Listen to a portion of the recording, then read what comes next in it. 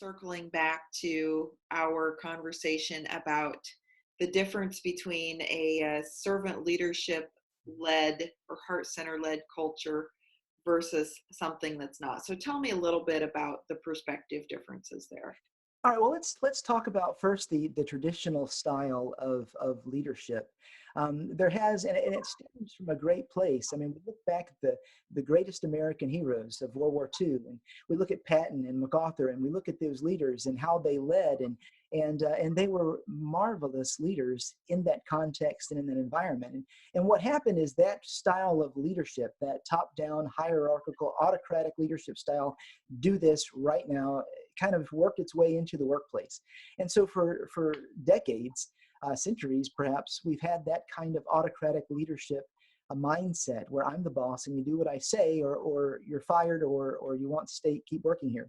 And that's kind of the traditional approach. And the heart-centered approach, as you talked about, the servant approach that is gaining momentum as we move into a new evolution of how we lead, is the approach of really loving the people you lead enough to hold them accountable. That to me is what servant leadership is. It's leading in a way that your entire perspective is the success of those that you lead. And what we find, and we have many examples, WD-40, Southwest Airlines. There are a number of examples of companies that have been tremendously successful. In fact, the data shows that companies who adopt this mindset of servant leadership tend to outperform the S&P sometimes 4 times. The S&P. Powerful. Wow. So it contributes to real numbers and profits. It certainly does, because what happens is when people feel they're in an environment where their supervisor, their leaders, their CEO have their best interests at heart, they have what's called that circle of safety that Simon Sinek talks about. And in that circle of safety, they no longer have to defend themselves against the people they work for. They can turn all of their attention and energies to the success of the organization.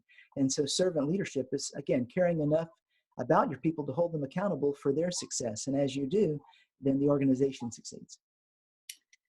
What is also, again, a shift in perspective. I feel like everything that we've talked about today, there is what we might say the more traditional way to view things, and then this more powerful, open-minded perspective that really is empowering at the end of the day.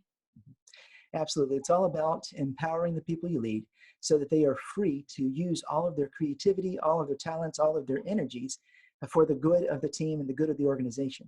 And leadership that engages people in that way, that puts people in an environment where they feel trusted, they feel secure, those kinds of environments are the ones that get the most out of the people who work in them. Well, thank you so much, Rico, for being here today. It's been a fantastic conversation. And as we wrap up, any parting words of wisdom on leadership for our audience? No, I think I just want to reiterate what we talked about thus far is the importance of being the kind of leader that puts people and the good of others and the good of the world first. And when you are that kind of leader, then people trust you, people follow you, and people will believe in your vision. And so I think that's the key is it's not about me, it's about them. And if we can always remember that, then we'll be the kind of leaders people want us to be. The word that comes to my mind as I listen to you say that is authentic leadership.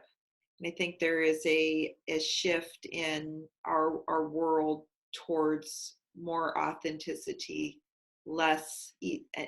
I focus a lot on the marketing world right now, and less gimmicks, less things happening, but being more authentic and genuine. So thank you for that reminder for us to just check in with what's our purpose? Are we here to serve and bring our light and wisdom to the world around, or are we not? So Very true. thank you for taking the time to be here today. I really appreciate it. Thank you.